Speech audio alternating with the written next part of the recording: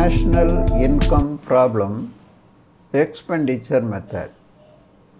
On the basis of the data given below, for an imaginary economy, estimate the value of net domestic product at factor cost. Items: gross domestic fixed capital formation 200 crores, exports 50 crores, government final consumption expenditure 320 crores, consumption of fixed capital 35 crores, household final consumption expenditure 470 crores, inventory investment net negative 40 crores, imports 60 crores, net indirect taxes 50 crores, net factor income from abroad 20 crores.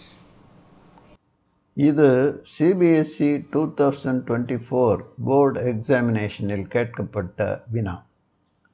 இதற்கு 3 மதிப்பெண்கள். இவ்வினாவுக்கு வெவ்வேறு ஸ்டெப்ஸ்களுக்கு board எவ்வாறு மதிப்பெண்களை பகிர்ந்து அளித்திருக்கிறதோ அதன் அடிப்படையில் தீர்வு கொடுக்கப்பட்டிருக்கிறது. அதன்படி போர்டு சரியான ஃபார்முலாவுக்கும் அதற்கு பொருத்தமாக பதிலீடு செய்யப்பட்ட மதிப்புகளுக்கும் 1.5 மார்க்கும், சிம்பிளிஃபிகேஷனுக்கு 1 மார்க்கும், ஃபைனல் ஆன்சரை சரியாக எழுதுவதற்கு 0.5 மார்க்கும் அளிக்கிறது. ஆக மொத்த மதிப்பெண்கள் 3. இந்த வழிகாட்டுதலை நினைவில் நிறுத்தி கொண்டு ஸ்டெப்ஸ்களை நாம் திட்டமிடுவோம். வினாவில் கேட்கப்பட்டபடி முதலாவதாக எந்த மதிப்பை கணக்கிட வேண்டும் என்பதை தெரிந்து கொள்வோம். நாம் கணக்கிட வேண்டிய மதிப்பு net domestic product at factor cost. கொடுக்கப்பட்டுள்ள விவரங்கள் அடிப்படையில் நேஷனல் இன்கம்மை கணக்கிட பின்பற்றப்படும் 3 வழிமுறைகளில் எம் முறையை இங்கு பயன்படுத்துவது சரியாக இருக்கும் என்று முடிவு செய்வோம். First item cross domestic fixed capital formation. Third item, government final consumption expenditure.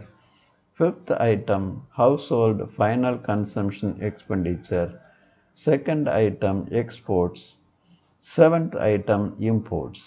ஆக இந்த விவரங்களின் அடிப்படையில் பார்த்தால் எக்ஸ்பெண்டிச்சர் மெத்தடை தான் பயன்படுத்த முடியும். இங்கு கொடுக்கப்பட்டுள்ள விவரங்களை பயன்படுத்தி முதலில் ஜிடிபி அட் மார்க்கெட் பிரைஸை தான் கணக்கிட முடியும்.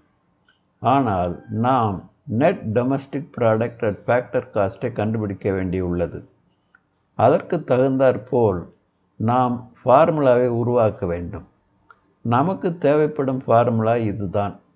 Net domestic product at factor cost equal to consumption C plus investment I plus government expenditure G plus net exports X minus M minus depreciation D minus net indirect tax NIT. மதிப்புகளை ஃபார்முலாவில் substitute செய்யும் முன்பு ஃபார்முலாவின்படி நமக்கு தேவைப்படும் மதிப்புகள் அனைத்தும் கொடுக்கப்பட்டுள்ளதா என கவனிக்க வேண்டும். இன்வெஸ்ட்மெண்ட் நேரடியாக கொடுக்கப்படவில்லை. அதனை gross domestic fixed capital formation மற்றும் இன்வென்டரி இன்வெஸ்ட்மெண்ட் நெட் ஆகியவற்றின் துணை கொண்டு கணக்கிட்டுக் கொள்வோம். அது 200 ப்ளஸ் வித்தின் பிராக்கெட் நெகட்டிவ் 40 பிராக்கெட்டை ரிமூவ் செய்ய நமக்கு கிடைப்பது 200 மைனஸ் 40 160. இன்வெஸ்ட்மெண்ட்டின் மதிப்பு 160 crores. நெக்ஸ்ட் எக்ஸ்போர்ட்ஸும் நேரடியாக கொடுக்கப்படவில்லை. X மைனஸ் M என்ற ஃபார்முலாவை பயன்படுத்தி கணக்கிட்டுக் கொள்வோம். Exports 50 crores, imports 60 crores. எனவே 50 minus 60 negative 10. Net exports negative 10. இப்போது அனைத்து மதிப்புகளும் உள்ளன. ஃபார்முலாவில் சப்ஸ்டிடியூட் செய்வோம். C 470 plus I 160 plus G 320 plus net exports negative 10 minus depreciation தான் consumption of fixed capital. எனவே 35 minus net indirect tax 50.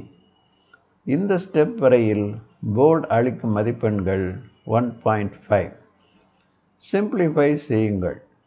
470 plus 160 plus 320. Remove the bracket.